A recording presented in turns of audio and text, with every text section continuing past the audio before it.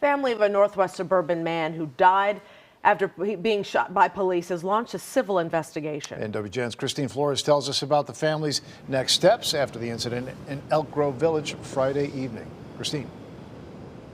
Well, good evening. Today, the family addressed media along with their family attorney seeking answers in their loved one's death. Now, that took place in their attorney's downtown office. Now, meanwhile, the police department says that there is currently an independent investigation underway by the Major Case Assistance Team. Jack was only 24 years old and was just starting his life. He was challenged by his health issues, being a type 1 diabetic. He knew there was times when he needed help quickly, and he believed police could help him as they had in the past. According to the family, Jack Murray was shot outside just a few doors away from their home on the 200 block of Fern Drive just before 4:30 Friday evening. The family says Jack had called Elk Grove Village Police in the past asking for help if he felt his own health and wellness were in danger, adding that he had occasionally checked himself into the hospital for the same reason. The family believes Jack called police again on December 1st, 2023 for those very same reasons. He felt that he was mentally and physically not right. Police say they responded on reports of a man with a knife, something the family attorney questions.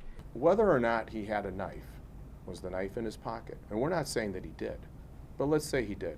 Let's assume their scenario, their narrative. Was the knife in his pocket? How big was the knife? Where was the knife pointed? Was there some sort of action that was taken before these multiple gunshots by what we think multiple officers were fired? They are asking for the release of the 911 calls from the incident, all body and dash cam video, as well as security footage from the area. Items the police department says they plan on sharing publicly after the Major Case Assistance Team completes their independent investigation. Police must be trained in how to de-escalate this type of situation and bring it to a safe conclusion and to preserve life, not to unnecessarily take life. In a statement, the police department says, over the years, the village has placed a priority on ensuring that Elk Grove Village police officers have all the resources and training they need to handle any situation. They also question why the family was denied the right to see Jack in his final moments in the hospital. According to the family attorney, they were told he was part of a crime scene. For as long as I've been doing this, I have never encountered a family being denied to say goodbye. And I don't know. I'll be very honest with you. I don't know, but I'm going to find out. The police department says they've already shared videos with investigators.